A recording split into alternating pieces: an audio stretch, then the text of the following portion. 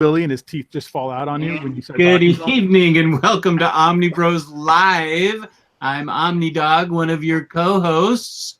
And first, we're going to talk about InStockTrades.com, where you can get your collected editions up to 50% off. Loyalty discounts add an extra 2% to that. Only this week until September 28th, using the code BATMAN, you can get 3% off tacked on to that 50%. And other discounts. Over $50 in the United States gets you free shipping, fabulous packaging, fabulous customer service. That's InStockTrades.com. And they have our guest's book on sale this week. I'm talking about Ron Marz, whose Green Lantern Kyle Rayner #1 is 50% off on InStockTrades.com. Mr. Marz, how are you doing tonight? Whenever somebody says Mr. Marz, I always look around for my dad because I don't respond to that generally. It just seems weird. I apologize, Ron.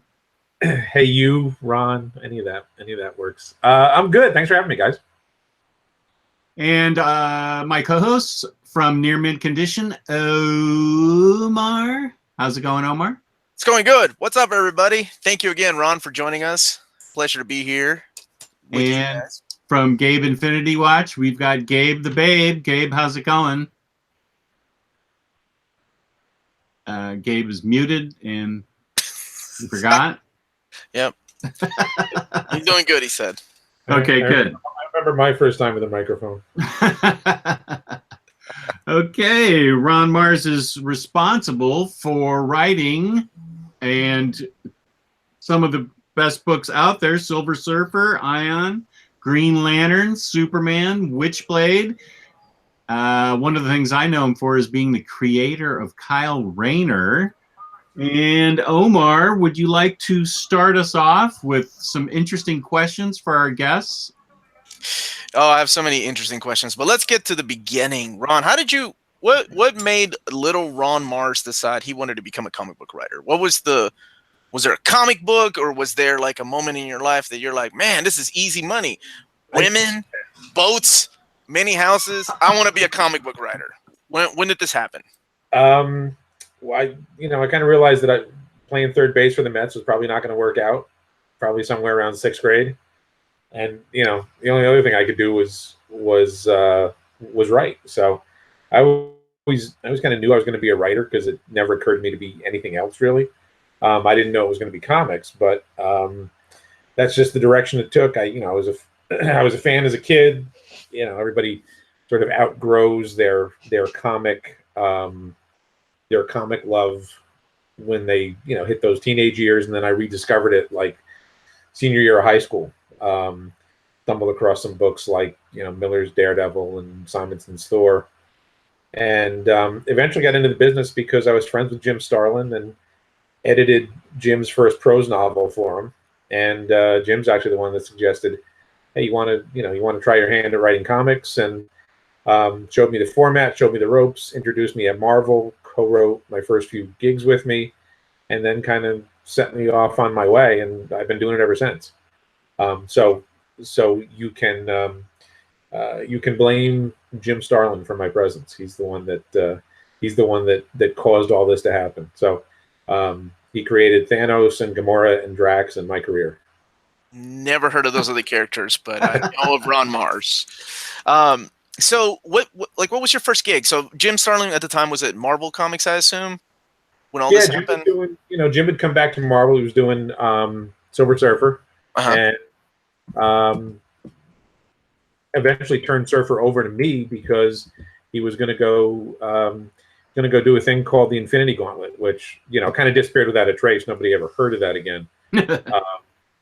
So my first professional gig, my first comic script I ever wrote was Silver Surfer Annual 3. I got to start in the big leagues. I skipped the minor leagues altogether, which I'm forever grateful for and sort of somewhat embarrassed by, because getting into the business and getting to work on Marvel and DC characters is obviously a lifelong dream for a huge number of people, and they have to work for years to get the chance. And I had it kind of handed to me on a platter. thankfully they let me stick around. I can say that there's probably a lot of people that get handed these kind of jobs on a platter, but most of them aren't good or memorable or do anything great in comic books. I would say, from at least from my experience in my lifetime, since I've been reading comic books. Kind of the old adage is really that breaking into comics isn't the hardest thing. Staying in comics is the hardest thing. Staying in comic books is the hardest thing. So you went, okay. So take us through a little walk down memory lane. You went from Silver Surfer. How did you? Well, okay. So here's the big one. Like, how did you become the guy that was like, okay, the editors walked up to you and they're like, look, this is Hal Jordan cat. He's been around for a long time. We got to get rid of him, right? You've never written a Green Lantern book before this, right? Before I did a couple of short Green Lantern stories. They were doing Green Lantern Corps quarterly, and I think I did a couple of short stories that were my first gigs at DC. I was introduced over at DC by some friends, and they let me kind of cut my teeth on a few short stories, which is generally the way you do those gigs. Is you dip your toe in the pool first, and if they like you well enough, they invite you in. So my Surfer run was going pretty well, and when they wanted to have a change on Green Lantern, they called me and offered me the book. So that's often the way it goes. Now with Marvel and DC doing a lot more contracts, a lot more exclusives, there's not as much movement back and forth as there used to be. It used to be that you could work at Marvel and DC at the same time, and it wasn't a big deal. Now that's fairly rare because they kind of guard the talent fairly jealously, and they guard their plans fairly jealously. But at that point, I think somewhere around the time that I took over Green Lantern, I think I was writing Surfer for Marvel, Green Lantern for DC, and Stormwatch for Image all at the same time, which is not, I think the industry's kind of evolved away from having that, having a different slice of pie from each company on your plate. But I also knew from being friends with guys like Starlin and Wrightson and Terry Austin, Joe Staten, that's the way you kind of maintained your career. Is you made sure that you were either looking across the street. If you're working at Marvel, you were looking across the street at DC, or vice versa, because traditionally that's how you got a better deal. How you got a better gig was going from one company to another. So when you were offered the gig, right? Did you know that it was going to be a brand new character? Like who created the character of Kyle Rayner? Like they were like, we need to get rid of Hal Jordan. We need a new cat. You're like, here you go, man. Like they didn't give you any information, or was it the editors are like, okay, we want this young guy? It was really me and Darryl Banks. They gave us a huge amount of latitude to create Kyle, create the character that we wanted. When they offered me Green Lantern, I thought, oh man, that's going to be kind of cool because I like Hal, and that Gil Kane costume's awesome. And I watched Hal when I was a kid on Super Friends, whatever season that they actually had other superheroes show up in Super Friends. And and then the other shoe dropped in the phone call, was like, well, we're going to remove Hal and you're going to create a new Green Lantern. That's the gig we're offering you. So so I actually had to think about it for a while, and I probably delayed DC a week or two thinking about it, which in retrospect was not what I should have done because everything was late already. But I obviously I eventually took the gig, and then they gave me about a page and a half of notes that formed the basis of the 3 issues that would be Emerald Twilight, which was kind of moving Hal off stage and turning him into Parallax. And then the line of the notes was, and a new Green Lantern is created. And that's it. There was no other direction given to me than create a new Green Lantern. And I asked, if it could be an alien. I asked if it could be a woman, and they said no. We want to keep a male, human lead. But other than that, there were no guidelines placed on me. So we just kind of made up what we wanted to, and obviously DC approved it. But Kyle was was our first stab at who we wanted to take over the book, and I don't know if I did it consciously, but certainly I wanted to have a character that was different than Hal Jordan, because I figured if you're gonna take Hal Jordan out of the book, there's no sense in doing Hal Jordan light. Don't create a character that's kind of cut from that same cloth. So, I was a Spider-Man fan growing up, and I liked that sense of the reader being able to identify with Spider-Man and kind of see yourself in that role, because he's just a regular guy. So that's kind of the archetype that we pursued with Kyle, was to make him, the stand-in for the reader. Really, this could be you. You could discover this, this magic ring in an alley somewhere, and then you would be faced with these choices. When it was decided that you were going to be the new writer on Green Lantern, was it always the idea by the editors to make Hal Jordan a villain, like to make him go and kill off, all the Green Lantern Corps,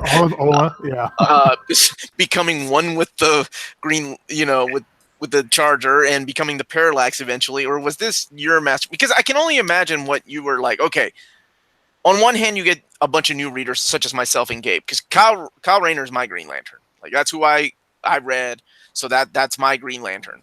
But then you have all these old guys and older readers like Jess, who have been reading comic books since Yellow Kid, that there he is. I do know who Yellow Kid is, by the way. That were like, oh my God, what are they? No, that's not my Hal Jordan. Right. So it's like, how did you deal with that? Like, because I'm sure you got plenty of hate mail. Yeah, we got some death threats and crayon and stuff like that. Yeah, everybody on the internet thinks that stuff is new now with death threats. I did not use crayon for mine. It's cut out of old Yellow Kid comics. Yeah, it's kind of a pro tip. If you're gonna send death threats to DC Comics, don't put your return address on the envelope. We actually did get a couple of those, and they got turned over to the cops, and I guess the police paid a visit to whoever wrote those. But yeah, obviously there were, people were pissed off. And as far as I was concerned, there wasn't an escape hatch. We weren't going to just, well, if this doesn't work out in 6 issues, we're going to go right back to where we were. Nobody in editorial said, build some sort of escape hatch into the story, or, this doesn't have to be permanent. We can always go back. As far as I was concerned, we were just, that's the direction we were going. And I felt like from the beginning that certainly we would have people pay attention to the Emerald Twilight storyline. It was a big deal, following on the death of Superman and breaking Batman's back. So getting eyes on those issues wasn't going to be an issue. No pun intended. The real trick was, can we keep those readers after issue 50? Can we keep them from 51 on? And thankfully we did. Anytime a book has a radical departure from what's going on in the book at the current time, that means the book's not selling very well. So ultimately, publishers make business decisions, and creators make artistic decisions. This was sort of a marriage of the two, where the publisher decided, well, we're going to go in a different direction. Here's what we want to happen. And then it was given to editorial, and then editorial gave it to me and Daryl and the rest of the creative team to execute. Again, no pun intended. So the whole idea was, jumble things up, do something different in the book, and get some more eyes on it. And like I said, thankfully we were able to keep most of them. Somebody just mentioned this cover to issue 49 as one of the most creepiest, sinister covers. And I remember as a kid, I had not picked up issue 48 because I stopped after that the Superman, the cyborg Superman thing. And I'm like, oh, why does Hal have a bunch of rings? What's going on? So I picked it up because of this issue. And then I'm like, oh my God, Hal's going crazy. What the hell's happening? And yeah, and then you get into the big fight with Sinestro, and he goes nuts and becomes the Parallax, and I'm like, oh, this is awesome. Which I'm sure that covers a great image. I was just with Daryl at a convention in Columbus, Ohio, which is where Daryl lives, and we were talking about like where that cover is now, where the original is, and he's like, I don't know, I sold it not long after the book came out for a couple $100. So guy's sitting on a gold mine. Yeah, somebody's sitting on a gold mine because that's an iconic cover now. That's it's probably one of the most famous Green Lantern covers ever. Been a lot of homages to it. Hopefully, it's hanging on somebody's wall in a place of honor. Yeah, not being used as a placemat or anything like that. that would be bad. Okay, so let's talk a little bit about your run on Green Lantern. You went on and wrote it for quite a lot of issues, and I have to bring up Alexa DeWitt, right? Issue 54. Yep, Alex. Yeah, you. I like to think that because of you, Gail Simone now is writing comic books because of this movement. And then at the time when this website was coming up, right, the Women in Refrigerators, you were like, haven't you people ever heard of Gwen Stacy? Or things like that. I'm sure those thoughts came to mind. But back then, because back then, I don't remember that being a big deal. Because I was reading these monthly, and I don't remember. I don't know. I mean, on your end, was it a big deal? Did somebody mail you guys letters like, why would you do this? Well, people were again upset, which was sort of the whole purpose. You know, if you kill off a character in your book and nobody cares, you haven't done a very good job of constructing the character. So, I mean, we always knew that Alex was going to pay the price for Kyle being the sort of immature, kind of wild child that he was when he first got the ring, when she was first introduced. So I knew that there was a tragedy looming in the future. So I took care to actually make Alex a more likable character than Kyle was in those early days. She was the responsible one. She was the one that sort of kept him grounded, and he was kind of a jerk to a certain extent. And all of that was on purpose. All of that was, we wanted there to be character, there to be character growth and character change as he got used to this mantle that he was forced to bear. It wasn't, I honestly didn't even think about Gwen Stacy when we were doing that issue. But we wanted her death to be memorable and frankly upsetting to the audience. We wanted it to mean something.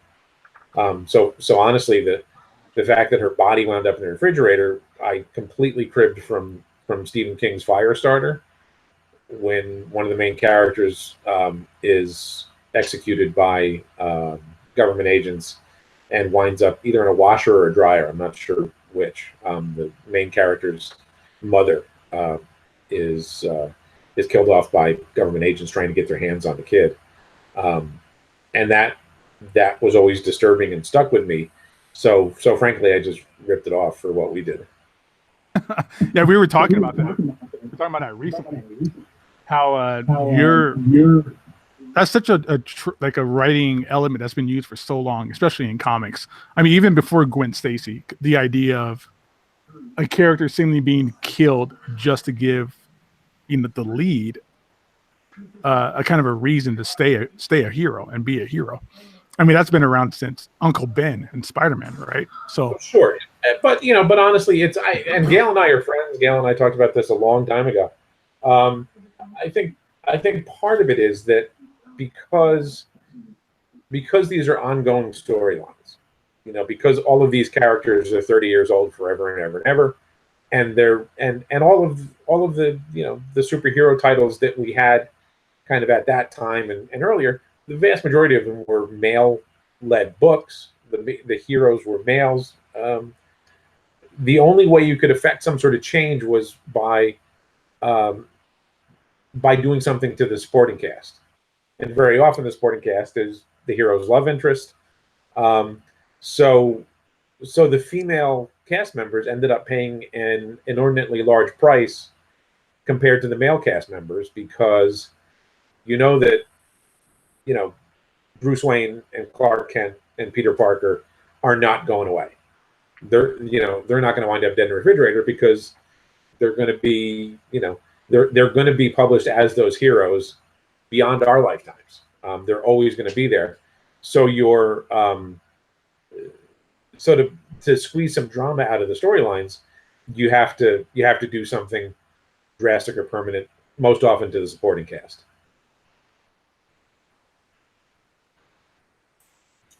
So you went on and go ahead, Gabe, because there is something important that you and I both loved about during this time that Ron was writing Green Lantern. There were so many cool things happening, and it was a great time for comics back then. I mean, like his Silver Surfer run, this Green Lantern. But I just loved how this time when he does the refrigerator, that this is the one time that it becomes coined. The whole incident became a coined phrase of this person's been a refrigerator, or this person's stuck in a refrigerator. No matter, every time they do it now, it's because of this one incident that Ron Marz is doing. That's what I was saying before. It literally became a verb. Yeah, it became a verb. It's fridging. And here's the scene that we were talking about for anybody who doesn't, spoilers, but here's a scene out of the trade where he finds his girlfriend in that refrigerator. Do you ever get any weird requests, like at conventions, to get something weird signed, like an ice box or something like that? I don't think I've ever signed an appliance. That's going to happen. I swear, we're doing it. Probably have, maybe somebody will bring their college mini fridge or something like that. Yeah. If I ever see Darryl Banks, I'm going to ask him to draw a character for me stuck in a refrigerator. I don't think I would imagine that Darryl's probably gotten that a few times. But the page you just showed, the ironic part of it is that, and I've told this story before, so anybody that's heard it, bear with me. But the fact that the door is mostly closed in that image was due to the comics code having a conniption that the door was originally open the way Darryl drew it. So you could see Alex's body in the refrigerator, just stuffed in the refrigerator. But the comics code had a conniption and said you can't show that. You have to close the door. So Darryl had to draw a patch that showed the door mostly closed, and because of the angle, all of a sudden, like, it looks like her body isn't in there in like how you would expect it to be. So people immediately jump to the conclusion that, oh my God, he cut her up and put her parts, put body parts in the refrigerator. It's like the ending of Seven. You expect the worst. Yeah, I mean, it was never the intention for anything that grotesque to have been indicated, but because the little old ladies who ran the comics code decided you can't show that, it became a lot worse. Like what you don't show is more effective than what you do show. Comics are visual documents, and so if you don't show something, you're leaving it to the reader's imagination to fill in the blanks, and the reader's imaginations got really a lot more graphic than we ever intended. That's interesting, because the comics code did that before with was it Jim Steranko's Nick Fury, where they kind of had like a suggestive sexual scene, but they asked him to change it, and they just had the gun in the holster, and that just that image alone just really gave off more of an impression of what was going on than what the original drawing was. So we didn't even realize it at the time. They just said, oh, you gotta do a patch for this one. Oh, okay, I guess so. But then, and then I think when the issue came out, it obviously caused a little bit of a conflagration, and people started coming up and saying, oh my God, that's so awful. He cut up her body, and Darryl and I both went, what are you talking about? And then realized that, oh, you guys never actually saw the page as it was intended. Yeah, thanks for censoring us, Comics Code that no longer exists. No, it doesn't. So I wonder if they ever want to go back and retouch some of these pages that they messed up. So you have a poster behind you that was leading up to my next question, because you played a big role in this little crossover, this tiny little thing between DC and Marvel at one time. And how did that come about, the DC Marvel stuff? Kind of the same way as Green Lantern. I got a phone call and they said, first of all, you can't tell anybody that we're having this conversation. And second of all, do you want to write Marvel versus DC? And of course, that's not one you have to think about twice. Obviously the fact that I had worked at Marvel, and I think was maybe even still working at Marvel, and had worked at DC, meant that both editorial staffs were comfortable with me and knew that I wasn't going to be a problem. When you do a gig like that, you have to be a team player. You have to, you understand that it's not completely your story. It's a team effort, and you have to fit in with the rest of the team. So I got the offer, and I said absolutely, and they said, all right, come. And actually, I guess DC called me. I think Mike Carlin from DC called me. Okay.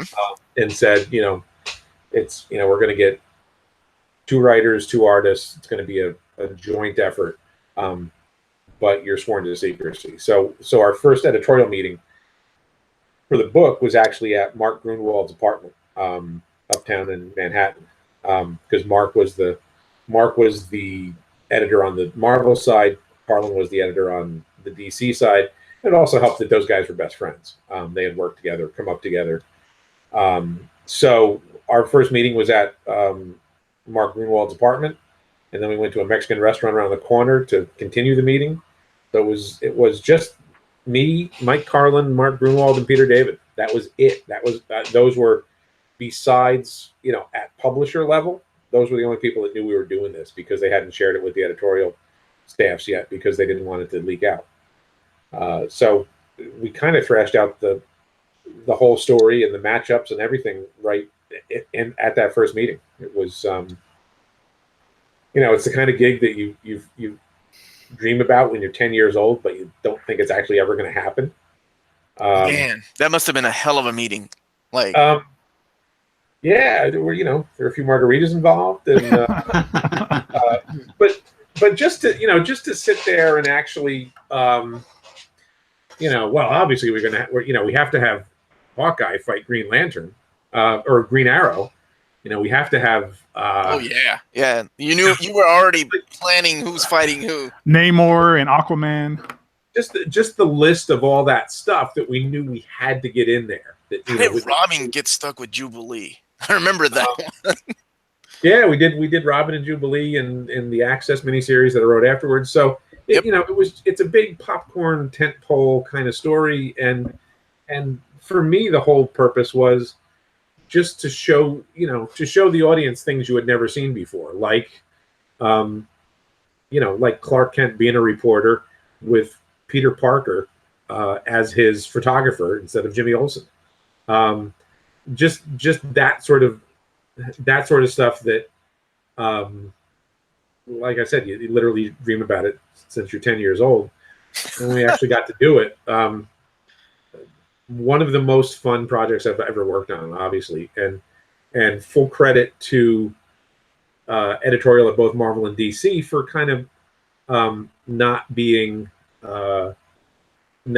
overly sensitive about what was going on in the story in terms of being too precious with their characters. They gave us the kind of room that we needed to actually tell the story that we wanted and make sure we could get as many of those moments into it, like Ghost Rider meeting up with Etrick and the Demon,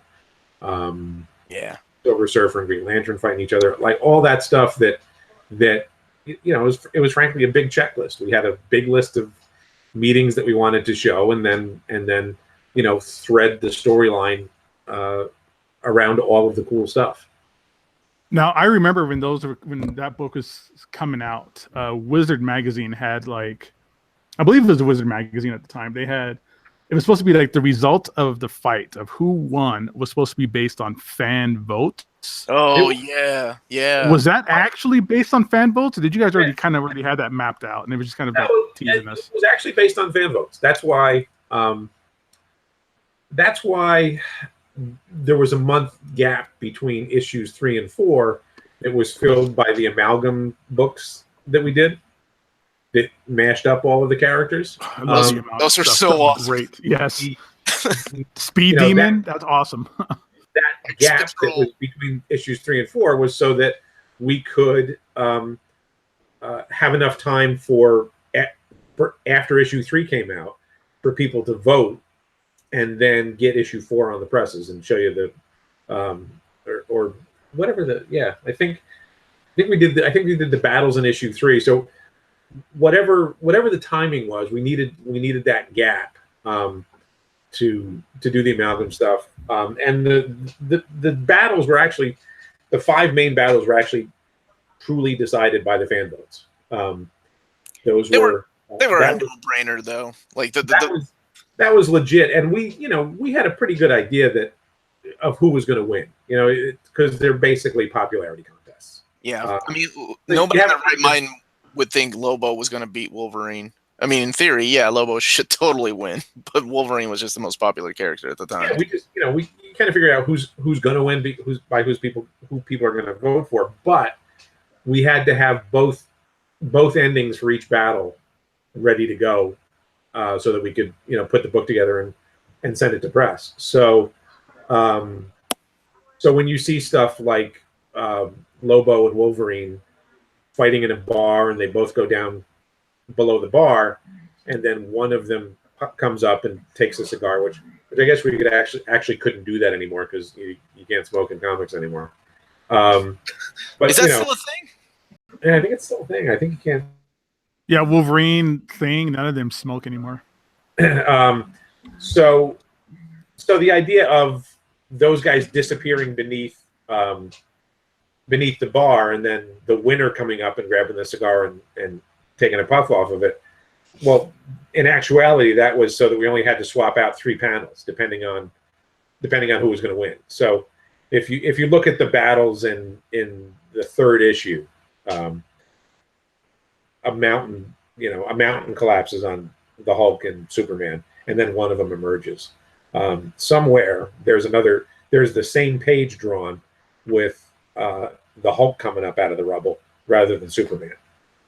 Somewhere there's a page with Lobo coming up from behind the bar and grabbing the cigar, just because we had to make it as streamlined as possible, so there would be the least amount of redrawing as possible, so that we could go to press immediately once the votes were tabulated. So, to a certain extent, it was like putting a puzzle together. So after you did all that, after you did the DC versus Marvel stuff, but funny enough though, because we're this is the Omnibus collection group that we are, they announced a DC versus Marvel Omnibus many years ago, like probably about 8 or 9 years ago, and it was on the Amazon solicitation page forever, and it never came out. And it broke my heart because I so would have loved to have owned that, because that was such a fun time in comic books. Dude, everybody would buy that book too, man. It's stupid they canceled it. I'm surprised we haven't had another one. We haven't had another DC versus Marvel crossover event yet. I mean, those books always sell. It's a no-brainer. I mean, I'm sure we don't have the dynamics there of, like you said, Mike Carlin and Mark Grunwald, but well, at this point, it's a business decision, and these are in the 90s. Marvel and DC needed each other because the market was in a downturn at that point. They had to produce stuff to get people back into comic shops, keep comic shops open. So when times are tough, you tend to cling to your competition so that you can both survive. Now these are multi-billion-dollar properties on each side of the ledger. So they're a little bit less enthused about sharing the benefits, sharing the wealth. But yeah, I would love for there to be a big fat Marvel versus DC omnibus with all of this stuff in it, and all the, all the crossovers that were done in that time. Batman, Daredevil, Batman, Wolverine. Batman, Spider-Man, Batman. I love that issue. Batman's done most of them, but just the breadth of all of those Marvel DC crossovers is pretty great, and most of them were pretty damn good. I mean that Batman Punisher Chuck Dixon John Romita Jr. book is in my desk drawer right here. I still keep an extra copy of that around because I just love looking at it. Yeah, that's a good book. I love that book. We just got that book in the collection at the store. I think it's awesome. Same with that Green Lantern, Silver Surfer. That's a great one. All that amalgam stuff, we'll never see that stuff reprinted again unless they actually come to a deal and do some kind of omnibus, I guess. But hopefully at some point, because it's easy money sitting there to be made for both of them. Fingers crossed. Maybe it's a pride thing. Whoever's the first one to break. Yeah, whoever blinks first. Yeah. But yeah, it would be nice. I'd like the royalties from all that stuff getting reprinted too. So Yeah, that's what I like to hear, man. I like to hear that stuff. Because some creators didn't get any royalties for a lot of the stuff that gets reprinted, which is horrible. Well, now Marvel and DC are much, they're really good about it now. It was really good about DC in particular. Is their accounting is down to the penny. If you sell 3 copies of something in Czechoslovakia, you get a check for 11 cents. So the accounting is DC's always been terrific. Marvel has really stepped up and is doing a very nice job of keeping track of it and sending checks out when they're supposed to. So, how did you go from writing Kyle, creating all this mythos and then going on to how did you get talked into getting this book right here, the Witchblade? Well, is that all me or is that mostly me? That is, I'd say half of this book is yours because this collects all the way up to 100. And then you went on after this, and then you came back probably a couple of years ago to Witchblade. How did you? Yeah, I think how did you get that gig? Phone call. Apparently the story of my life is just answering the phone. That's awesome, dude. When I answer the phone, it's usually bill collectors. I went to a company down in Florida called CrossGen for about 3 years, which was kind of a cool experiment that didn't end well, but a lot of. I was a big fan of Scion, by the way. It broke my heart when CrossGen went under. You and Jimmy Chung were killing it on that book. Yeah, CrossGen in general was amazing back then. So much good stuff coming out. Sojourn, oh, dude, yeah, we could talk about all that stuff. It's just sitting there that could be reprinted. Nobody's buying up. Of course, I guess weird. That's an odd one to me as well. Is that because Marvel owns all that stuff. Marvel owns all the rights to all the CrossGen stuff. I did not know that. They could very easily at least put the stuff out digitally, and that's just it's free money. But maybe someday some of that stuff will actually appear again. But when CrossGen started to spiral down the toilet, I eventually, they had staff cuts, and I eventually walked away because I just could see which way the wind was blowing. And I thought, this is, there's one end here, and it's inevitable. So I ended up leaving staff, and word traveled pretty quickly that CrossGen was within his death throes, and I got home one night, and one of my last nights in the office, I got home, and Jim McLaughlin, who was the editor-in-chief at Top Cow at the time, called and said, "Hey, I heard things are not going well. What do you want to do for us?" And hell of a phone call. That's awesome.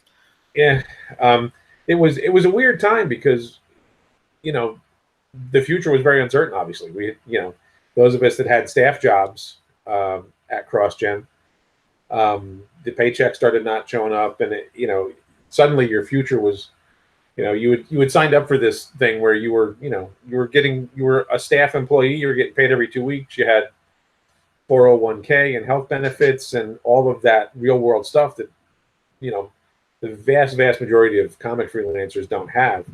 And then that all went away pretty much overnight. And it was all of a sudden you realize, oh, I gotta try to find some way to make some income. I got to go back to freelance immediately.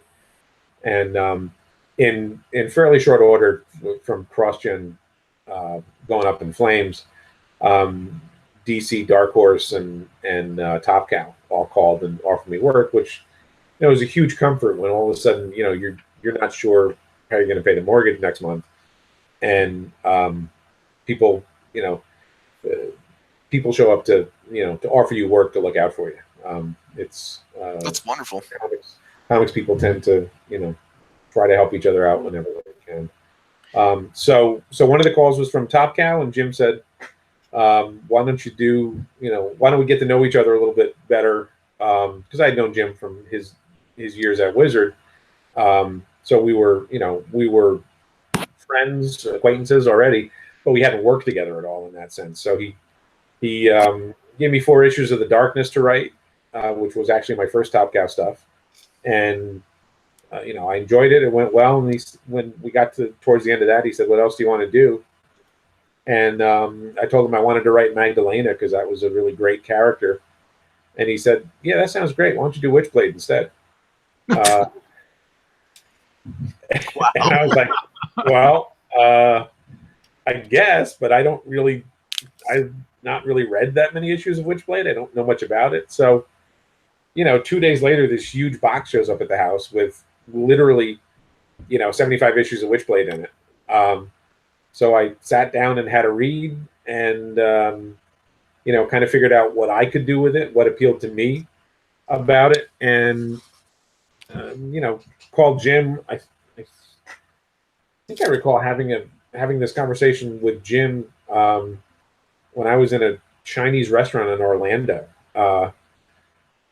We had the okay, what do you want to do with Witchblade call, and I told him I wasn't interested in the whole oh my goodness, my supernatural powers make my clothes fall off.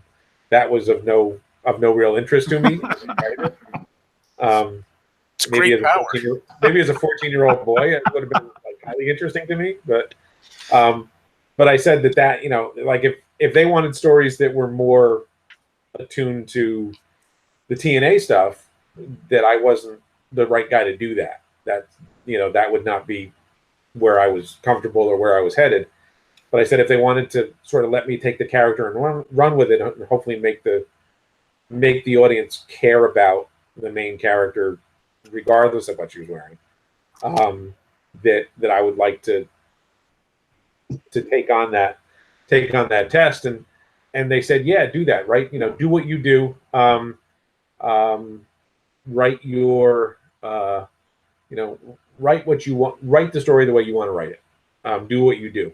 And that was honestly the last time we ever discussed, what she was wearing or what her, costume was like or any of that stuff. We never discussed it past that. They, and certainly we did some sexy stuff because it's a rather mature book, but it, hopefully it was within the context of the story and was part of the story. It wasn't there for titillation purposes. And sometimes it works out that way, that the book that you never thought about writing or didn't really have any real connection to is the one that ends up being the best fit. And I think I did, probably with all the specials and everything, over 100 issues of Witchblade. You did.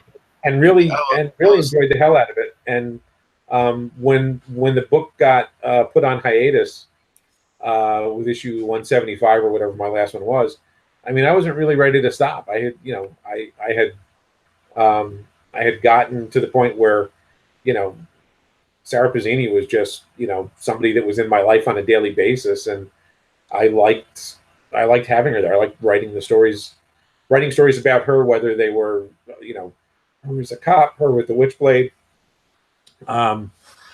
It turned out to be a really good fit, and I would have never guessed that from, when I initially received the offer. I'm looking at the book right now, like the stuff that you've written. Man, you were teamed up with some talent here. Like, you got Francis Manipool, Michael Choi, just some of the art in here is amazing. And yeah, I remember getting this compendium, and I'm like, oh, well, let's check it out. Because I remember, I had interviewed you about 10 years ago, and you had told me you had taken over Witchblade. Then was that when the TV show was on, too? The Witchblade television show? It was after the TV show. I think maybe it was after the live action, and I think a little bit after the anime that had come out. Oh, yeah, the anime. She lost more clothes than that. Yeah, that was very much. Look, Top Cow. Top Cow gave the animation company kind of free reign to do what they wanted within reason. But I remember having a conversation with Matt Hawkins and Mark Silvestri about what the anime was doing, and they basically said, look, we don't know anything about anime. We're just you guys know how to make anime, so you go do that. And we'll kind of look over your shoulder if anything gets too crazy. We'll ask you to pull it back. But I think they kind of let them do what they do.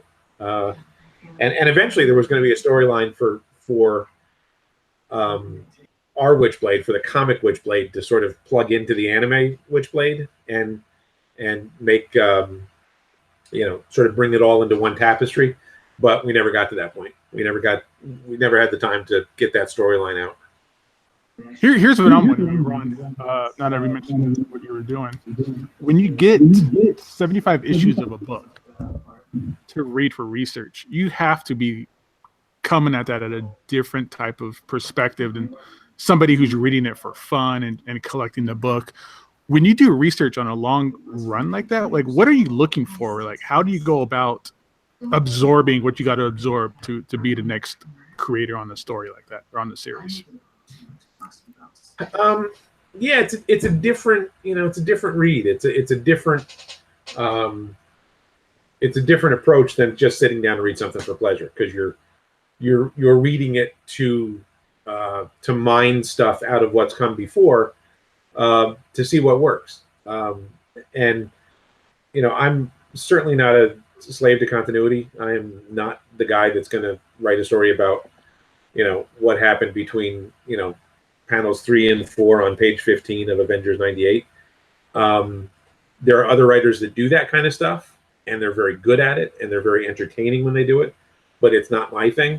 So when I read a run for research, I obviously just had to read like a lot of issues of Fathom when I took that book over. You're not reading it for pleasure. You're not reading it to sort of get lost in it. You're reading it to familiarize yourself with all of the broad strokes of the character and the characterizations, and then you're reading it to cherry pick what you might want to do in your run, what notes you want to hit on, I find that when I do a read of stuff like that, I might keep a few notes, but I'm generally not filling a notebook with everything that I'm reading, because for me, the stuff that works is the stuff that I remember. If I read a whole stack of comics and remembered 3 things, well, those are the 3 things that worked for me, not all the details. So I try to get a pretty good overview of what's come before, but not be a slave to it. I think that's a good approach for any writer, to get to know the characters a little bit, at least. It seems like sometimes people just get thrown into a project, and sometimes it works, and then other times people can, your comic book reader can tell this guy doesn't know jack shit about X-Men. You know what I'm saying? Like sometimes it works though. It's a it's a fine line to walk. You want to be familiar. You want to know where things bend, and you don't really want to put the lie to anything that's come before. But you also don't want to be so slavish to all of the stories that have come before that you end up writing stories about stories. You ultimately have to write stories about characters, if you end up writing stories about stories, you're shutting out part of the audience that hasn't read those stories. Has that ever happened to you, where you have written a story about a story that you were a fan of? Probably, but I hope not. I don't know. Sometimes you can't see the forest for the trees, so you don't really know. But I try to approach any book that I take on in a manner of, if I had never read this book before, can I?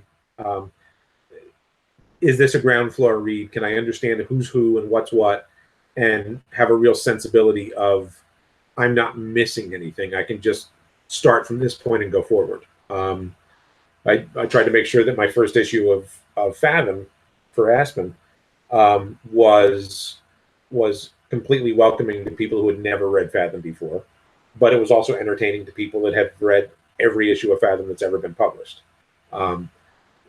You have to make it. I think you have to make what you do accessible to a new audience. Otherwise, you're never going to grow your readership.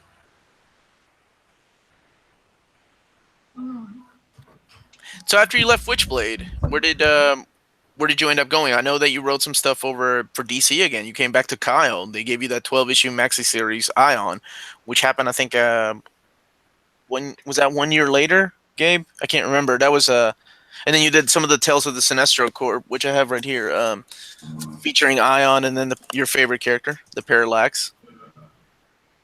It's I actually lose track of what I did when. I got it right there.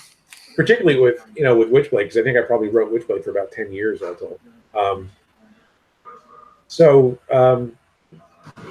It's typical freelancer story. You dance with all the girls at the party and see which ones you like the best. After Witchblade, I did John Carter for Dynamite, Skylanders for IDW, did some more DC stuff, did Guardians of the Galaxy one-shot for Marvel. I think there was one Wednesday that I had 4 books come out from 4 different publishers, which I think was actually a first for me in my career.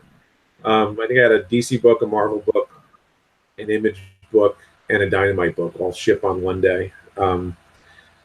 So look, I try to do as many different things as I can, because I don't want to just write superheroes, or I don't want to just write supernatural horror. I want to do a bunch of different things, because it's like working out different muscles. You need to flex different muscles to keep yourself fit as a writer as a whole. I like doing all sorts of stuff. So from what was essentially a kid's book like Skylanders to pulp adventure like John Carter to bunch of Star Wars stuff. It's Star Wars stuff to I do a superhero and sports book for Athleta Comics called The Protectors. It's I always say that I like pizza, but I don't want to eat it for every meal. I'd rather have a whole buffet of different flavors in front of me and try them all. I'm okay with pizza every meal. It's a perfect food. Here's a question from the chat, but is there any particular character that you miss that you would love to go back and write again? Did I miss? Yeah, you said you weren't done with Witchblade, but would that count? I guess Witchblade. It's I've tended to the characters that I'm best known for, like Surfer and Kyle and Witchblade. I stayed a long time. I stayed for 50, 70, 80, 100 issues on those things. So on the one hand, I've certainly had my chance at the trough with all of those characters, but you always feel like, oh, maybe I got one more in me. But that's not to say that there isn't like doing something completely new and different is also very enticing. It's I guess I would rather look forward than back, but I always feel like I've probably got another Kyle story in me, another Silver Surfer story in me, another Witchblade story in me, just because I got so intimate with those characters for such a long time that they kind of feel like family members after a while. Is there anything you currently read of other like what's something on your pull list?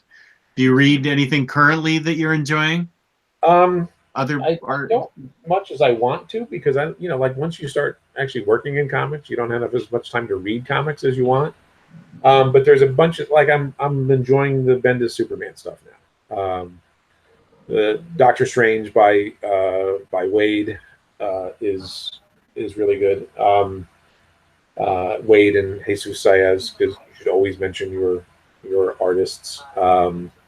I love Ragnarok by Simonson. I love Hellboy. There's a bunch of stuff that I'm probably not as current on as I should be, but they're all in a pile right over there on the on the coffee table in the office. Hawkman by Venditti and Brian Hitch is really good right now. Mr. Miracle is a terrific book. Daredevil by Charles Soule and Phil Noto coming in the draw. There aren't enough hours in the day for me to read all the books that I want to read. Right. Welcome to our project. Yeah. Yeah.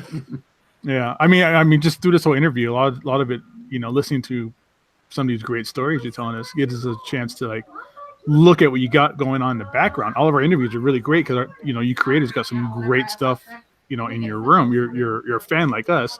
I see a Hellboy statue back there. I think that's a Phantom statue back there. Yeah, Hellboy. All those statues are actually by a friend of mine named Ruben Procopio, who sculpted all of those. Is that a Phantom statue though? Is that Phantom? Yeah, it's Phantom. I love the Phantom. That's awesome. You don't see Phantom anything anymore. I love that character. I just found out that there's an Irish publisher that has the Phantom license over in UK, I guess. I'm snooping. It's always I wrote a Phantom annual a number of years ago because it was for Moonstone, just because it was that was a bucket list character for me. I had to write the Phantom at least once, so I conscripted a bunch of friends to come in and do a lot of work for maybe not free, but really a couple of bucks, enough to go out to dinner on, and we put together a Phantom annual so I could scratch that itch and say I've written the Phantom. And coincidentally, so my friend Ruben that did all those statues up there is the guy that drew my Phantom story for the annual. So it all eventually, it's like a Seinfeld episode. It all eventually comes back around. I think one day we're going to need to do an episode with somebody and they could just show us their collection. Because I remember when I first talked to you and I told you this is a show about us and we collect omnibuses, and you were like, oh, okay, now you're talking to my heart. Like you're a big fan of collected editions as well, it seems like. Yeah, I tend to buy if my options are cheap digital copies that I don't have to worry about storing anywhere, or big fat hardcovers. Give me the big fat hardcover. That's right. That's what I'm talking about, man. That's a fact. I want the omnibus. I want the artist edition. I want all the stuff that's really heavy. Yeah, and there's just so much stuff out there of yours that just has not been touched or collected. I mean, we're getting a little bit of it with the Kyle Rayner Green Lantern stuff, but I wish that was more of an omnibus or absolute. Yeah. So far, we got 2 volumes of that, with a third I think has been solicited.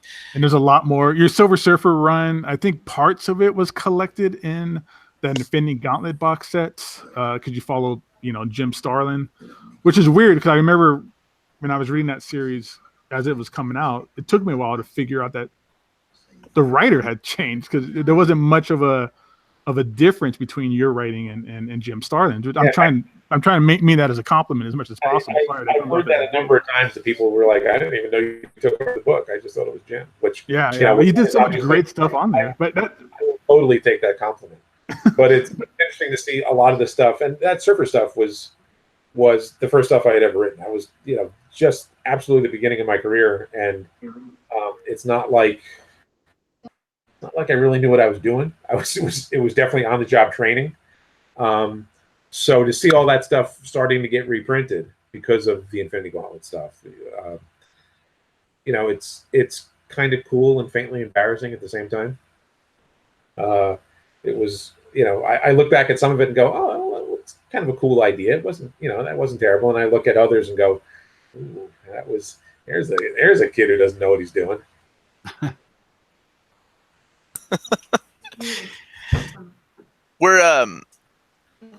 remember during the Infinite Crisis in 52 and right before Final Crisis, there were rumors that Dan Didio wanted to get rid of 3 characters, Nightwing, Donna Troy, and Kyle being the third one. Did you ever go back and read books that you've written that are written by somebody else? And did you ever hear that rumor that they wanted to kill off Kyle? I heard the rumor after the fact, so I have no idea if it was real or not. I know Dan made me the offer to come back and write Kyle as Ion, so yeah. It was, obviously it was much ado about nothing. But I don't really pay that much attention to books that I've written after I'm gone, because I can sit down and read a Silver Surfer, the run by Dan Slott and Mike Allred was terrific, and really dig it, because that's not my character.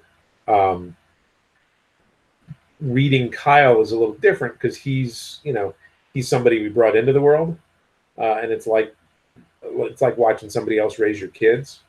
So you gotta take it in that sense. That you feel like it's yours, but it's not yours. It's not like I refuse to read the stuff, but I don't usually seek it out, just because there's other stuff that I know I want to read.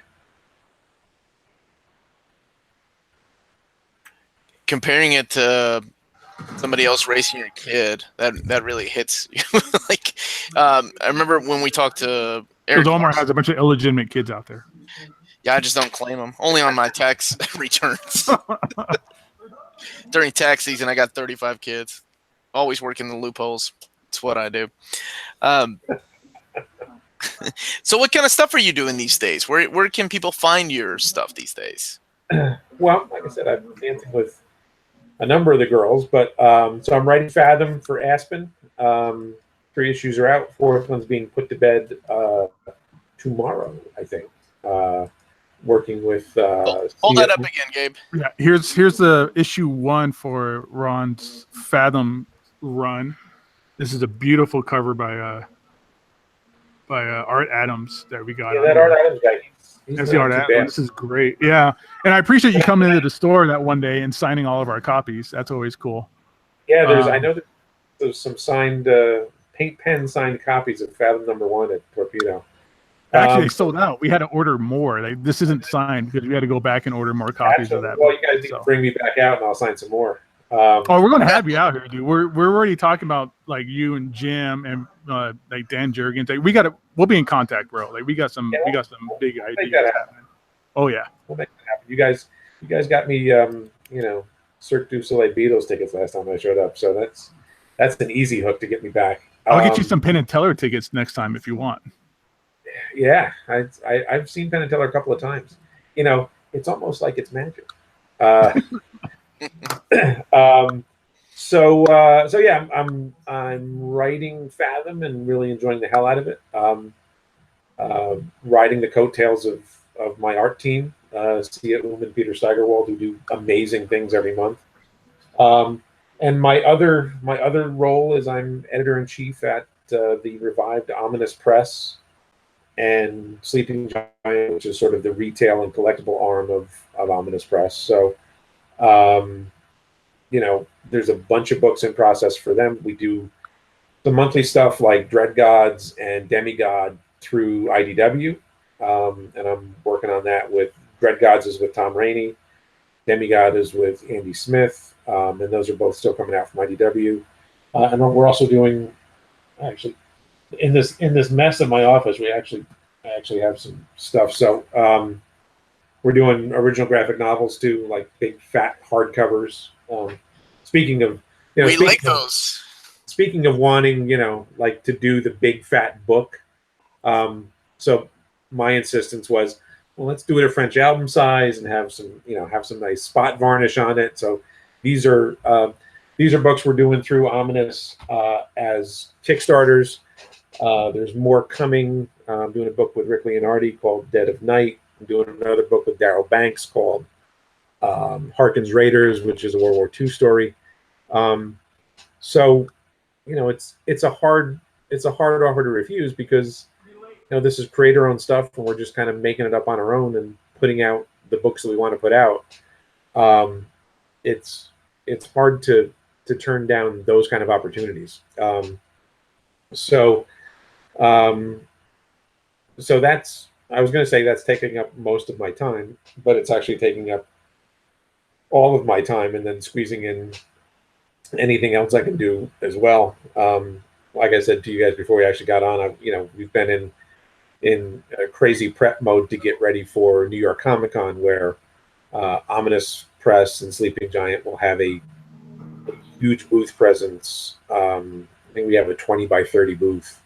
So and it's a brand new booth that we just ordered with, you know, all the bells and whistles. So getting ready to do a show as an exhibitor, it's a lot different than showing up and plopping some books on your artist alley table. So there's a huge amount of prep that's going into that. And, now you got to hustle a little bit, huh? Well, it's interesting because we sort of did the same thing at CrossGen when we would set up at booths and stuff, and CrossGen booths was usually 20 by 20. I think sometimes it expanded to 40 by 40. It's a big undertaking, and when you do shows where they have union shops, you're just gonna be writing checks for guys to come stand around at your booth and maybe put some stuff together. So it's a huge undertaking, but I'm really looking forward to New York Comic Con because we're going to have this crazy cool booth presence and be debuting a bunch of stuff there. But of course, this weekend I'm going to be at Baltimore Con, so that's sort of my appetizer for New York next week, and then Ace Comic Con in Chicago the week after that. Now, Omar and I are going to be in Baltimore at least 2 out of the 3 days. I can't promise you, Omar, that I'm going to make it to Sunday. Since I am an older man, I don't know that my body's going to last. I will carry your ass inside of a freezer. Inside of a freezer. And Jess, you are Omar's indentured Marz. servant. He's going to make you videotape everything. Well, Wheel you around in the fridge. We will be seeing you in Baltimore. Baltimore is, if not my favorite show, one of my favorite shows. It's just because it's a comic show. If you're not into comics, there's not a whole lot in the room for you. There's a couple of celebrities, but that's not the focus of the show. And I love it because it's like homecoming. It's like a family reunion every year in Baltimore because all of the creators come back there. So I think this year I'm set up at booth 2241 with the lovely and talented Tom Ranney, best hair in comics, and my even lovelier and even more talented pal Rick Leonardi is going to come by and squat at our table for at least one of the days and probably 2. So love those guys' artworks. Big fan of Rick Leonardi. Well, that's Tom really Rainey's amazing too. He's a great guy. That's really there's the writer's secret is work with the best artists you can find because they make you look really good. Like ride those artistic coattails because you get credit for all the genius stuff that they do. That's some great advice. That book that you held up with the handprint and the gloss on it, will that be available to buy at will that be available in Baltimore? That will be available in Baltimore in two versions. Let me see, where's the other one? We also have a variant cover version. The cover is Paul Harding's original sculpture, original 3D sculpt for the monster that appears in the book. So I will have those in Baltimore. I would like to not bring them back home. So Well, Buy them all, Jess. Buy them I'll all. be definitely coming by to get that. That looks beautiful. Buy them all and send them to me at Torpedo. We'll take care of them. Yeah, and It's then a, CGC them. It's really, so we started to do like the original stuff through Omnibus as hardcovers initially, because frankly the way we do stuff in comics is a little bass backwards, where we sell you the cheapest version of what we do separately monthly, and then put out a trade paperback, and then after that we put out a hardcover, which is completely backwards from the way traditional publishing works, which is they sell you the expensive hardcover first, and then a mass, and then a smaller soft cover, and then a mass market paperback. So what we're going to do with a lot of our projects is we're going to put them in oversized hardcovers initially, and that's sort of the collector's package. That's the deluxe package, and then eventually, we can do them as single issues or paperback collections or whatever. But I guess sort of part and parcel of what we're talking about, and everything on the shelf behind you. I love books. I mean, I love the artifact of having a big fat book like this that's oversized and lovely, and we can show off the art at the proper size, and it's really it really makes a difference in how you present this stuff. This is the French have a fairly good handle on how to do these things, so that's the model we followed. Is that being distributed through Diamond at all, or is that strictly through you guys? You can order it off the Omnibus website. You can get it from us at any convention that we set up at, and eventually we'll probably get them through Diamond. But right now it's just our special little thing for not just the collector's market, but it's a $25 hardcover.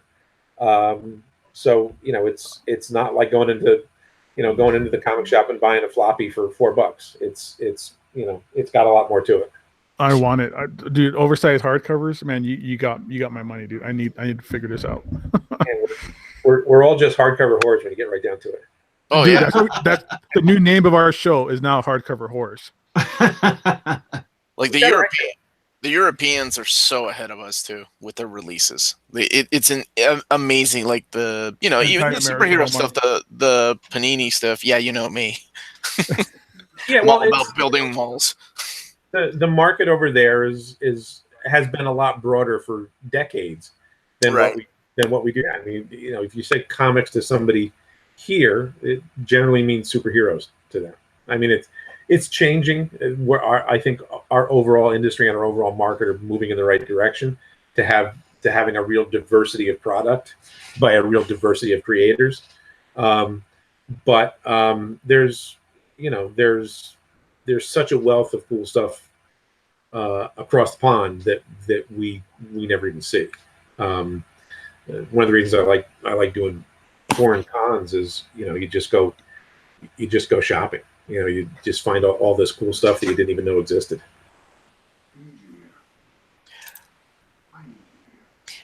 Here's a question from the chat. Did you ever work with Norm Brayfogle, who recently? No, I didn't. Obviously, condolences to his family and the people that were close to him. I never worked with Norm. I never met Norm. At least I don't think I met Norm. It's possible maybe we were introduced to each other at a party or something. Mm-hmm. But I never worked with him. I always liked his stuff. He was a very unique artist in terms of his style.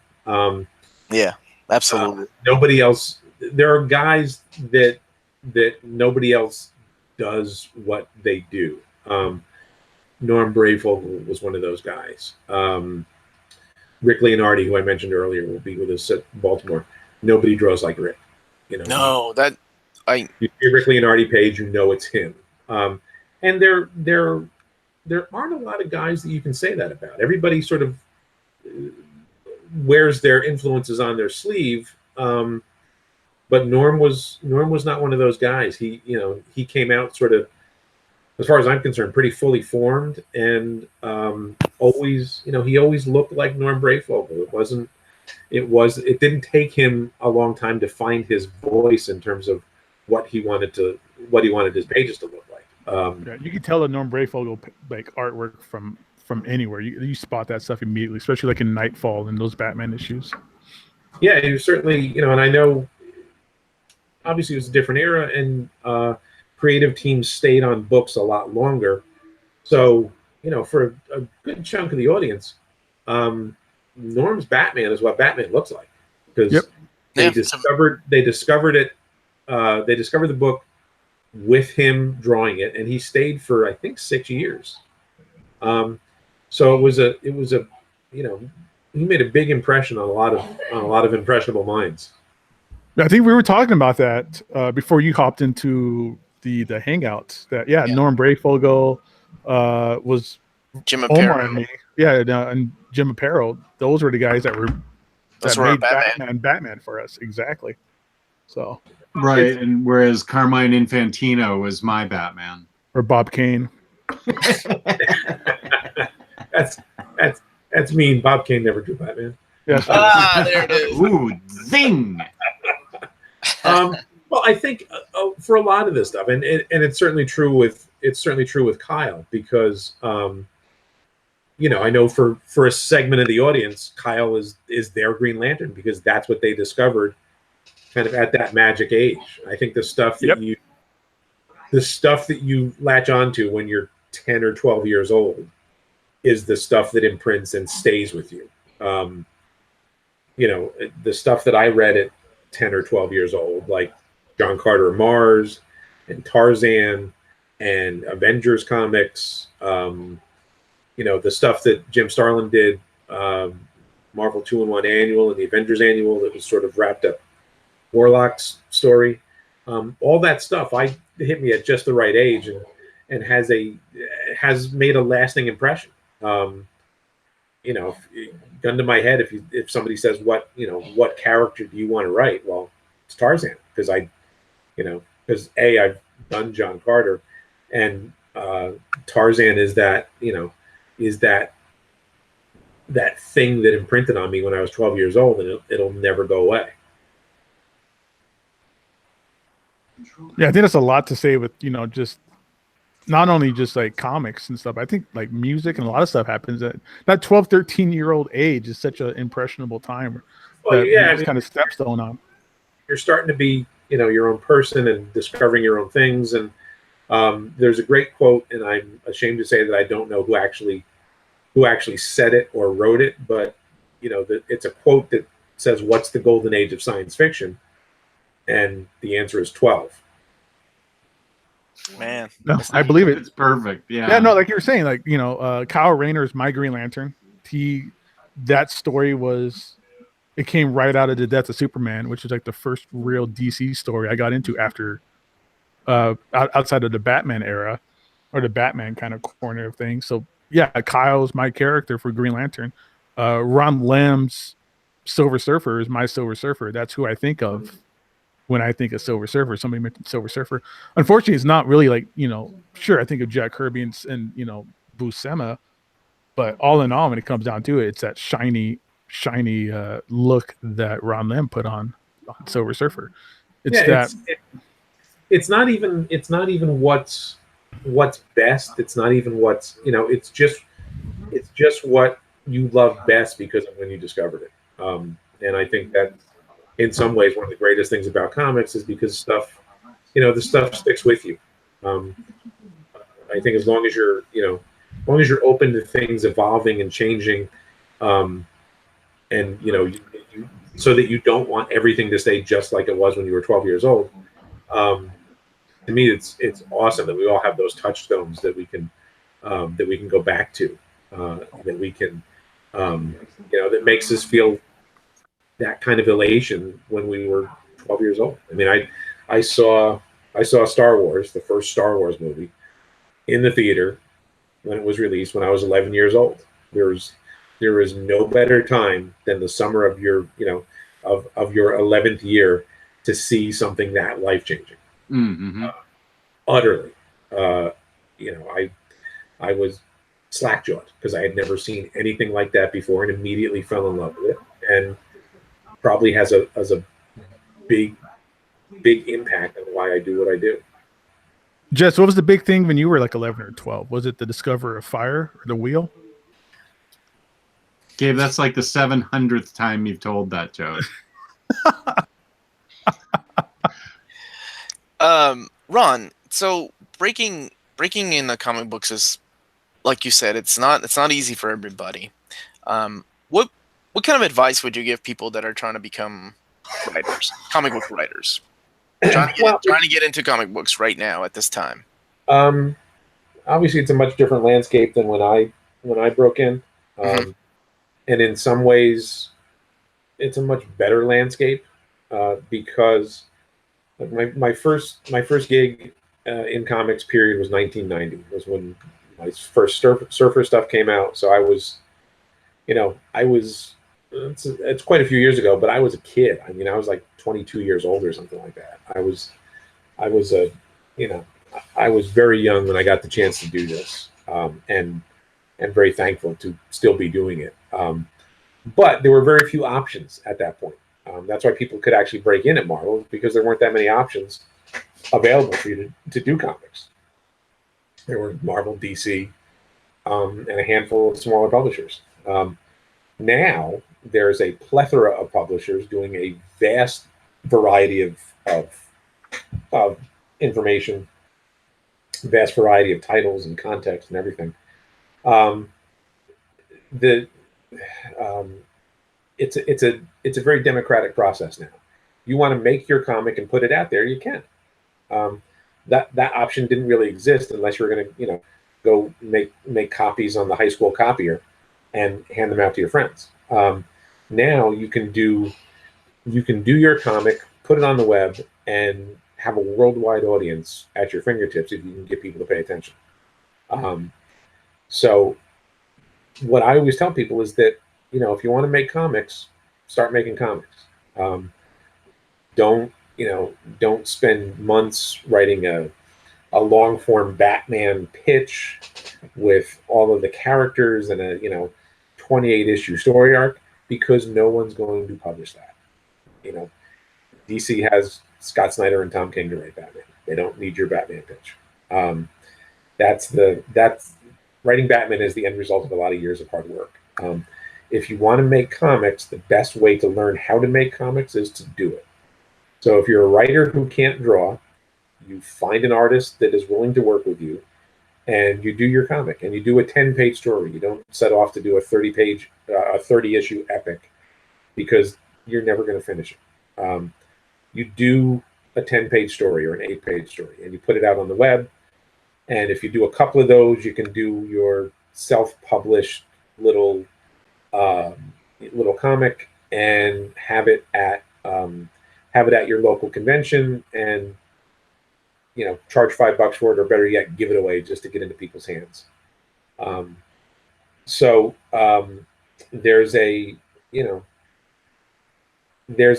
There's a big part of this that if you're a great artist, you can show your stuff to an editor, and within 2 minutes they know that if they want to hire you or not.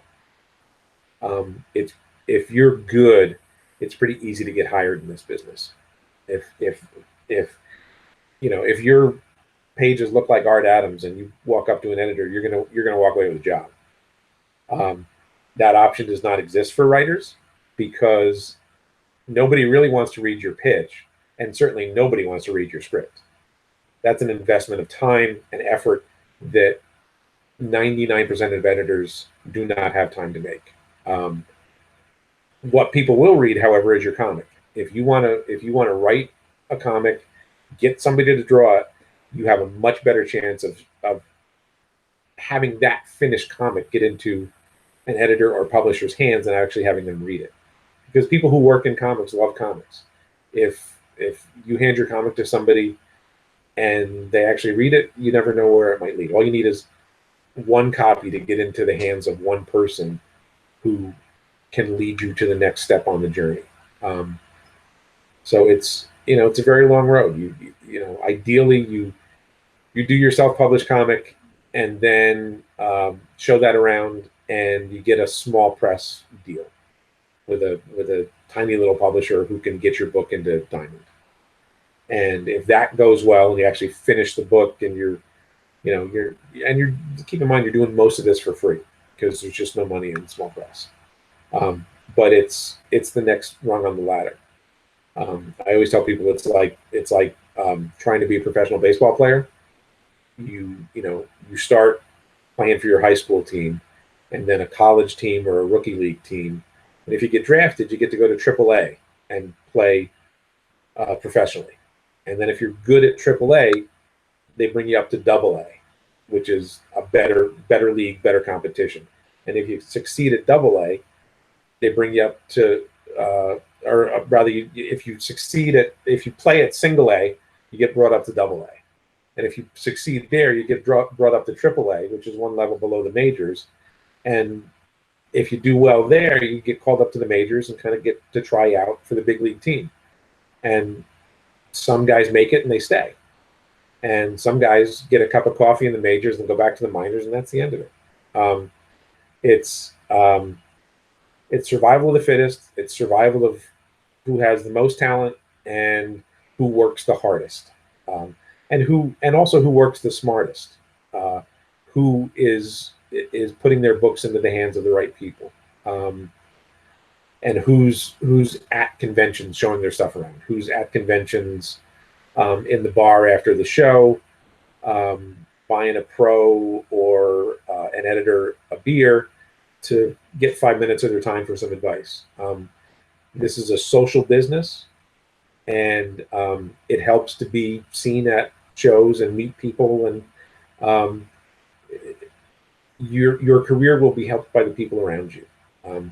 This notion of, I'm going to go it alone and be a success in comics is ridiculous, because nobody does this alone.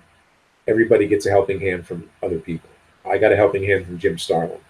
I've tried to pay that along to other writers and artists that I've come into contact with to, say, your stuff is pretty good. Let me show it to this editor or make introductions for somebody.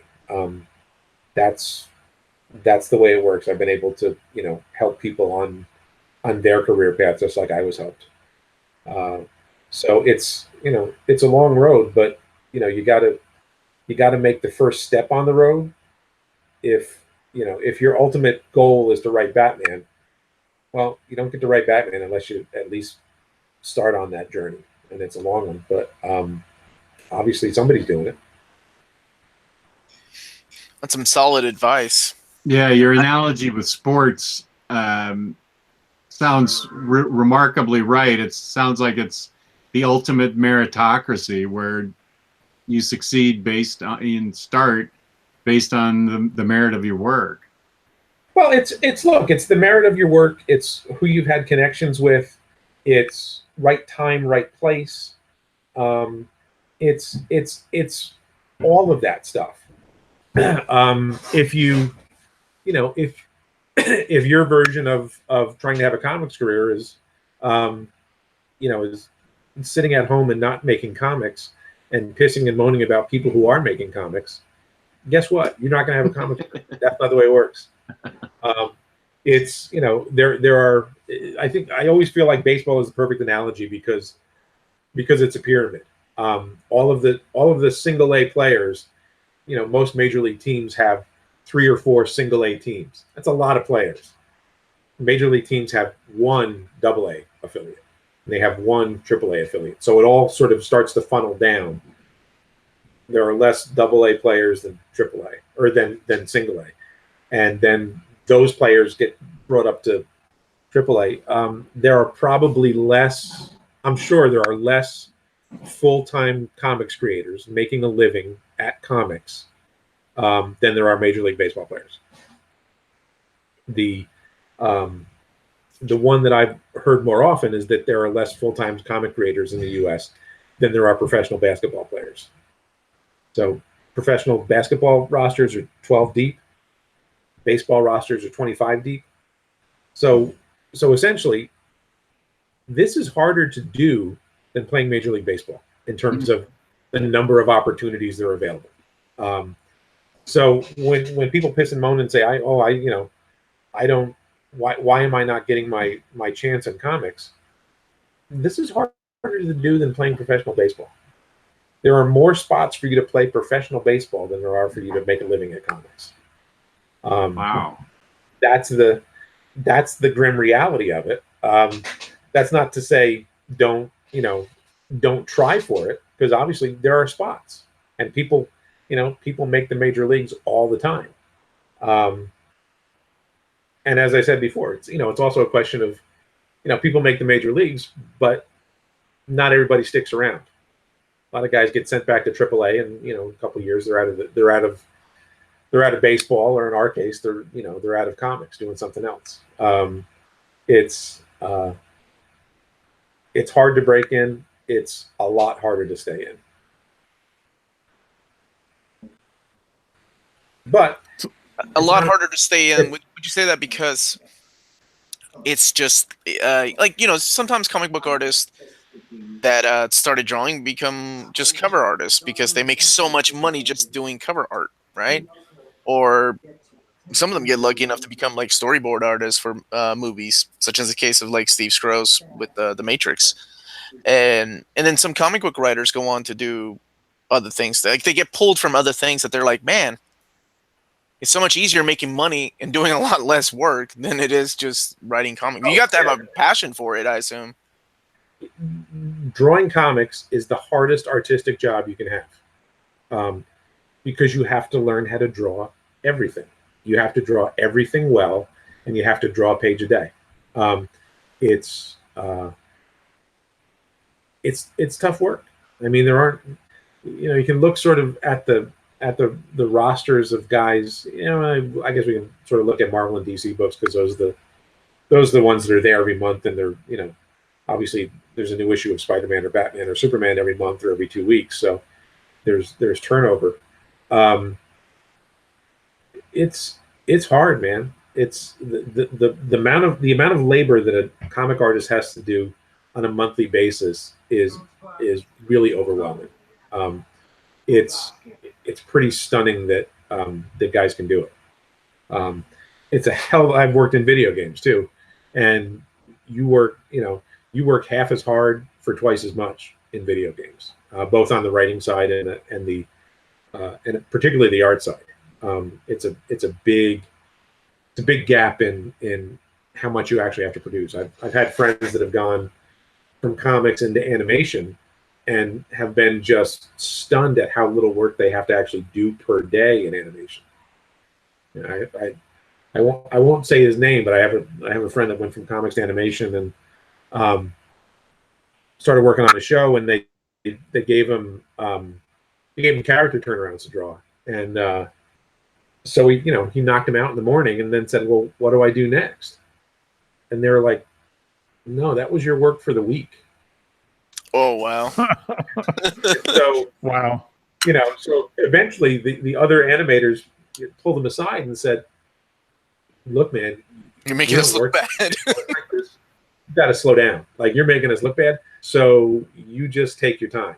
And so, but he was used to working in comics where it's sit down, bust it out, move on to the next page. And that was not the experience that was desired in animation. It was, and this was 15 years ago, so it might be different now. They might be working them harder now, but it was a lot less labor intensive, a lot less time intensive to go into that business than for somebody to come into our business. Guess it's not usually the other way around, where somebody that is drawing animation is like, hey, I want to go make a lot less money and do a lot more work. I think I'll be a comic book artist. Not too many animators who jump over from having a union animation job and go, hey, give me some of that freelance hard labor on comic. Guys from animation or even film design or something, they come over and dabble in comics, but they don't make it their livelihood because it's a lot tougher. Oh yeah, those guys usually get like some kind of special treatment. Hey, this guy gets 5 years to write 6 issues of Wolverine because he's writing Lost or whatever the hell they're writing at the time. Yeah, well, comic book art isn't a 9 to 5 job either. It's done when it's done, kind of thing. You know, especially between the work between like a writer versus a comic artist sometimes is such a large gap as well. I mean, a writer could, I'm sure Ron will understand, a writer could put Batman crashes through a window. You know, it takes 30 seconds to type out, but it'll take an artist the entire day to draw it as well. So, oh yeah, I can. You know, it's a lot easier for me to say, okay, there's a double spread of a outer space armada.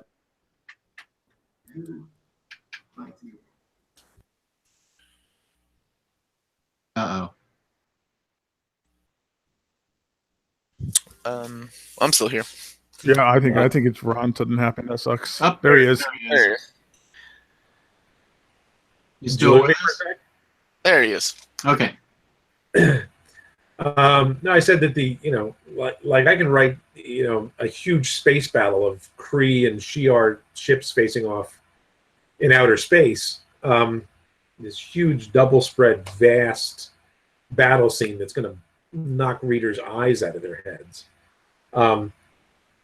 And basically, I write that in 2 minutes, and then it's like that's a week out of the artist's life. So in a lot of ways, I have the better end of the deal. Speaking of, what's your format, Ron? Do you do full script, or is it Marvel style, however you want to put it? How do you do your work? I do full script, but I adjust to whatever the artist wants. You know, if an artist wants something looser, I'll do that. If an artist wants something very tight, I can do that. Usually what I do is I'll do full script and break down the pages into panels and slug in sort of temporary dialogue that's, that it always says on the top of the first page of the script, do not letter, because it's, crappy dialogue that I wouldn't want anybody to read. Then when the pages come in, I'll go back and rewrite the dialogue so that the dialogue on the page matches the art on the page.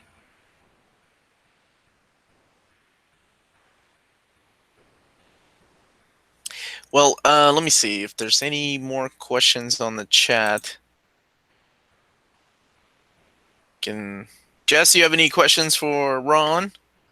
No, I am excited to see him at Baltimore, though, because you're excited to get that book. I am. That book looks really cool. I will be flattered to have that book on the shelf behind you. That's that is awesome and impressive.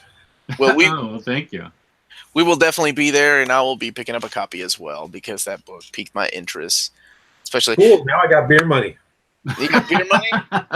Well, hell, man, I'll buy you a beer. That's cheaper than buying a book. Well, something can be worked out. Like Bud Light, right?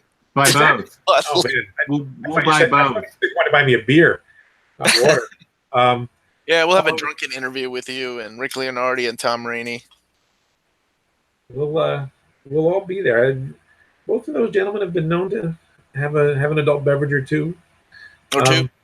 It's actually weird to see what shows will actually have beer in the show and what shows won't. I was just in Erie, Pennsylvania a couple of weeks ago, and they had a beer concession in the con, and I thought, well, oh my god, that's such a bad idea. It's that like C2E2 in Chicago always has a it's sort of more like it's obviously a regional thing. It's like where having a few adult beverages in the afternoon is kind of a thing, Chicago, and where they they're not going to give you beer in San Diego. That's not happening. Right, because there's plenty of guys like me that don't know when to stop drinking. There is a fine line. Yeah. That's crazy I've never been to a show I've been to flea markets that sell beer, but I've never been to a comic book show that sells beer. That's awesome. Well, before we sign off, let's take another look at that book and have you talk about Ominous Press again real quick. So this is your Beasts of the Black Hand hardcover. I love how you lean forward to actually see it. So it's spot varnish on the cover, and It's nice looking, yeah. it's from an idea by my pal and awesome sculptor Paul Harding, who's a buddy that lives not that far away from me. Paul's a sculptor for DC Direct and Gentle Giant. He's done stuff for Sideshow, and he's doing a bunch of stuff for Tweeterhead. He's tremendous. So he had this idea, which is just kind of a diesel punk post World War I monster story, and it starts with the assassination of Rasputin. And as far as we can tell, this is pretty accurate in terms of what happened to him, and who killed him. And then the story sort of takes off from there, and it's a slightly alternate history in terms of the technology that was available. It's very diesel punk, very a little more fanciful than the 1919 Paris that we know. So the main hero of the book, which is called Beast of the Black Hand, is the guy named Oswald Rayner. And when Paul told me, so the hero is Oswald Rayner, I'm like, well, obviously we're going to have to change that name because I can't write another hero. Related to Kyle? Just looks stupid. And he's like, no, it has to be Oswald Rayner because he was a real dude. So there was an actual British secret agent named Oswald Rayner, who was rumored to be the guy that actually killed Rasputin. So you can go wiki Oswald Rayner. He's a real dude. He is the hero of our story, and obviously our story sort of takes a left turn and heads off into monsters and Maria Rasputin coming for revenge for her father's death. But Oswald Rayner is a real guy. There's an African American war hero named I'm blanking on his name now. Hal Jordan. And that's it. Not John Stewart. Wow, Jess. Because I'm blanking on his first name. Henry Johnson. So Henry Johnson is in this. He's an actual World War I war hero. And he lived, I live in upstate New York. He lived in Troy, New York, neighboring town. He's an actual person too. I've driven any number of times on Henry Johnson Boulevard in Albany. It's named after him. He was this great war hero for the Americans in World War I. So there's a lot of actual history. There's a veneer of reality on Beast of the Black Hand. So we, our pitch is sort of it's historical, but with monsters. Sold. And there's a volume 2 coming that will probably kickstart later this year, so we can tell the second half of the story that we have. So as I said, Paul Harding is the creator, worked with me on the story, and I wrote the script. Matthew Dow Smith, who was also our buddy, drew it, did an amazing job, and the colorist is an Indian guy that we work with a lot at Omnibus named Niraj Menon, who's just tremendous. This is, this book was like the equivalent of when you're, again, 12 years old and you put on a little play in the backyard. It's just you and your friends making up stuff. And we ultimately, we're really proud of what we came up with. It's one of the pleasures of this business is that you can work with your friends, and it only takes a handful of people to produce a comic that that hopefully gets into somebody's hands and means something to them. Hey guys, if you guys go to Baltimore, I'm gonna need you to pick one up for me, please. Okay, that's gonna be our first stop, I hope. Yeah, absolutely. So when do you guys get in? We'll be coming up Friday. We'll be there Friday. I live in Virginia, and Omar is gonna bunk in with me, and we're going to drive up to Baltimore Friday and be there right away. Cool. Yep, Well, I do have, you always end up doing work in your hotel room in this business. So, got work to do in the hotel room, but I'll be there Friday at some point in the afternoon, and would be happy to share, because we're very, we're very, very proud of what we're able to do. Honestly, you get, you do this long enough, you get kind of jaded to the books coming out, because you've seen them. You've seen the book come together. You've seen it in the proofing stage. You've gone through the whole thing. By the time the actual comp copies show up at the doorstep, you're kind of like, okay, whatever. You toss them in the closet and you don't really look at them again. With Beasts, when that first box showed up, we had one drop shipped to us. It was pretty cool opening the box and taking out these hardcovers, and I'm sure you guys know this. Like, new book smell is the best smell in the world. Mm. So busting open that case and opening the books and getting that inky new book smell out of it, just awesome. Well, I am extremely excited to get this book now. You've got me hyper pumped. I'm super baited, as they say. Yeah, dude, they totally super baited us. Jesus. He did. The writer super baited us. Yeah. Yeah, just if you get it, just bring it to me when you come down to the store in November for the signing. Okay. We'll just take care of it that way. Cool. Well, Ron, it was a pleasure talking to you, man. It was you brought back a lot of memories of 90s comics and then early aughts. Yeah, this was the stuff that we grew up with. Well, at least, I'm sorry, Gabe and I grew up with. Sorry, Jess. That's cool. Kyle. That's still my Green Lantern. No, yeah. Thank you so much for. It's not very often that you get to meet, speak with, and give appreciation to somebody that meant so much in your entertainment. And I mean, I wouldn't be working in a comic book store if it wasn't for you, Ron Marz. I mean, it wouldn't be, who I am today, where I am at now, if it wasn't for comics. And that's definitely a huge part with you. I'm not sure if you're blaming me or. He gets paid in comics. He's totally blaming you. I'm very flattered, and I appreciate it a great deal. It's this job, basically, what you do most of the time is you sit in a room like this by yourself, and you make up shit. That's the extent of it. You send it off into the world, and the coolest part is when the art comes back to you and you can see what was in your head is now sort of real on the page. But it's a very, obviously a very solitary pursuit. It has to be.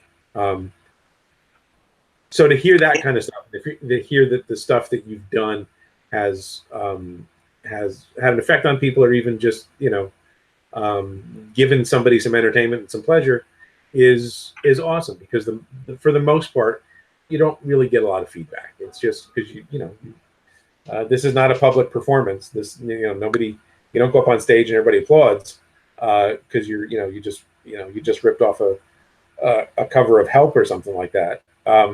This is alone time. This is me time. So to hear that kind of stuff is very flattering and very much appreciated. Gabe took my thing I was going to thank you for, so I will thank you for the other thing. One of my favorite things to do is when I go and look for new appliances is ask how many dead white girls can I go from that refrigerator. And my wife hates that joke. She's like, why do you do this? Well, one time I did have a guy go, why do they have to be white? And I'm like, I don't know. That was kind of rigged.